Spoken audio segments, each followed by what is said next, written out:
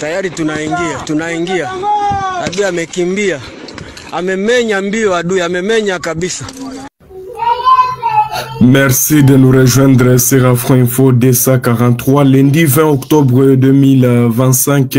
Nous allons commencer dans la province du Nord Kivu, plus précisément dans les territoires de Massissi, où des combats foragent toujours entre la coalition M23 RDF et les patriotes Wazalendo d'APCLS dirigés par le général autoproclamé Janvier Karairi. Les combats qui se poursuivent autour du centre de Nyabiondo sur l'axe Massissi centre Nyabiondo vers Walikale.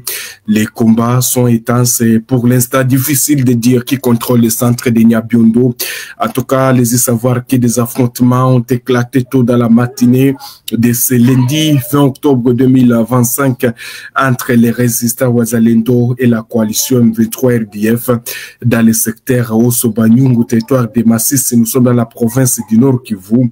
Les combats se concentrent pour le moment particulièrement autour des localités de Kaanja et Nyabiondo, des zones stratégiques en tout cas qui sont situées sur l'axe Massissi centre vers Walikale. Vous devez retenir que on va utiliser d'abord cette carte chère téléspectateurs d'Afro Info D143 pour les gens qui nous ont demandé d'utiliser la carte.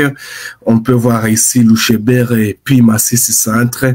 Après Massissi Centre, vous partez vers Louachi, Bukombo, un village qu'on appelle Bukombo, avant d'arriver à Nyabiondo Centre. Alors les combats sont autour de Nyabiondo Centre, alors que de Massissi Centre à Nyabiondo, il y a une affaire d'une vingtaine de kilomètres.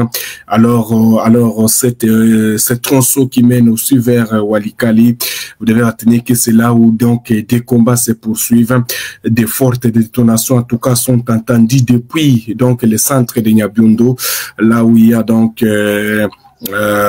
un rouge, hein, Nyabiondo Centre, comme vous pouvez voir sur cette carte. Selon plusieurs sources locales jointes par votre chaîne, de fortes détonations d'armes lourdes, en tout cas et légères, résonnent depuis le matin autour du centre de Nyabiondo, une agglomération toujours sous contrôle de la coalition M23 RDF. Les échanges de tirs seraient particulièrement intenses dans les agglomérations périphériques et provoquant un mouvement de panique parmi les habitants pour l'instant. Je cite d'ailleurs, il y a un habitant qui a été donc contacté par votre chaîne. Qu'est-ce qu'il nous a dit? Il nous a dit qu'on attend des coups de canon depuis 5 heures du matin. Les gens se cachent dans les maisons, d'autres cherchent à fuir vers les collines voisines. Et au centre de santé de Nyabiondo témoigne un habitant joint au téléphone et qui a requis l'anonymat pour des réseaux sécuritaires. Une attaque lancée par les patriotes Wazalendo en vue de déloger la coalition M23 RDF qui occupe donc le centre de Nyabiondo. Vous devez retenir, chers téléspectateurs d'Afro Info D143, que donc les combats sont donc intenses, chers téléspectateurs d'Afro Info D143. Les combats donc sont intenses, en tout cas du côté donc de Nyabiondo depuis 5 heures du matin. D'après plusieurs sources sécuritaires locales, l'assaut aurait été initié par les Wazalendo qui tenteraient de reprendre le contrôle de certaines positions occupées par la coalition M23 RDF. Depuis plusieurs mois, puisque la coalition M23 RDF occupe, en tout cas, Nyabiondo et Kaanja depuis plusieurs mois. Alors, les Wazalendo aussi veulent encore de nouveau récupérer donc les centres de Nyabiondo et Kaanja, alors que Kaanja et Nyabiondo constituent en effet des points stratégiques reliés à Massissi Centre, à Walikale, et les reprises représenteraient un coup de force symbolique pour les résistants Wazalendo. Les combats d'une grande intensité ont également été signalés sur les hauteurs environnantes où les deux camps s'affrontent à l'artillerie lourde.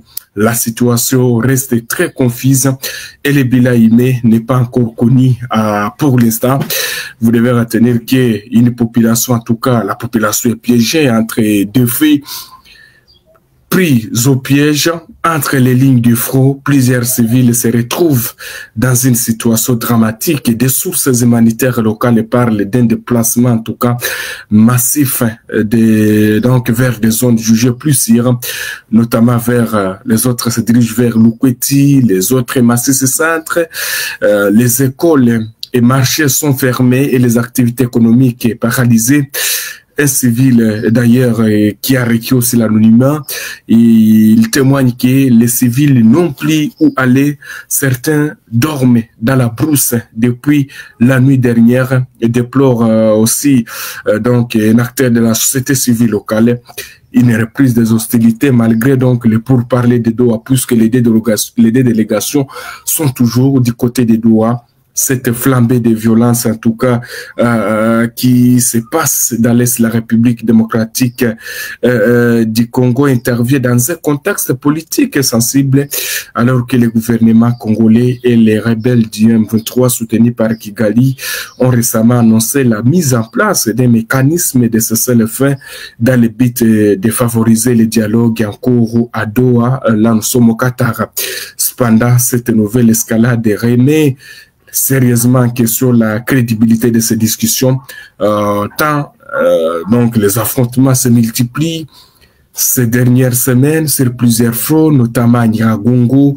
Hier, si vous nous avez bien suivis, en tout cas, toute la journée a été marquée par des affrontements autour de Goma, parce qu'on va parler aussi de la situation qui règne autour de Goma pour l'instant.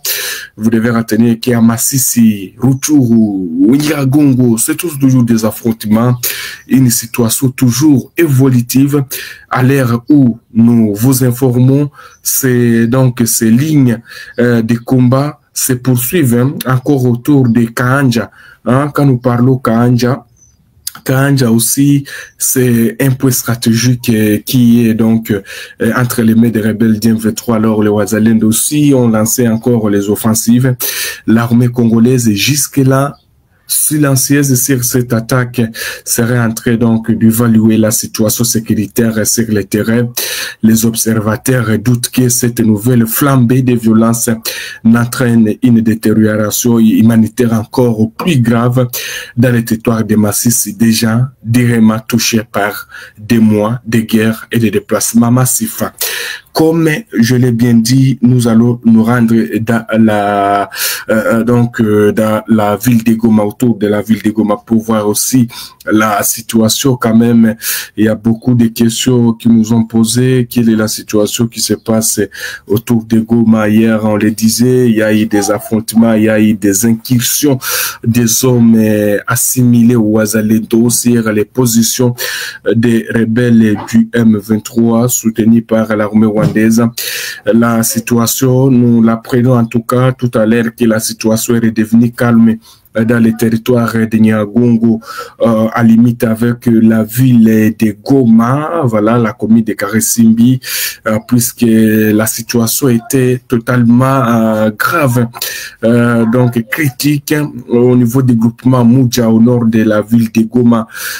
Donc c'est lundi 20 octobre 2025, la situation est pour l'instant calme. Dimanche hier, si vous nous avez bien suivi toute la journée d'hier, les deux hommes assimilés au Wazalendo ont attaqué la nuit les positions de la coalition M23 RDF situées à côté du bureau du groupement de Moudja.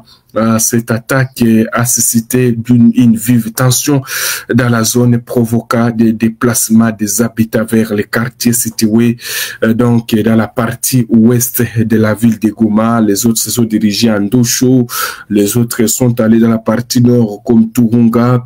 Des échanges de tirs qui ont été signalés jusqu'au matin d'hier. La situation qui avait donc ravivé les tensions, en tout cas, vous devez retenir que selon la société civile locale, au moins 2 personnes sont mortes et 2 autres blessées. Nous sommes arrivés à la fin de cette édition. Merci à vous de nous avoir suivis jusqu'ici. Si vous avez apprécié ces contenus, n'oubliez pas de vous abonner à notre chaîne, d'activer la cloche de notification pour ne rien manquer de nos prochaines vidéos. Likez et partagez cette vidéo. On se retrouve très prochainement. À bientôt.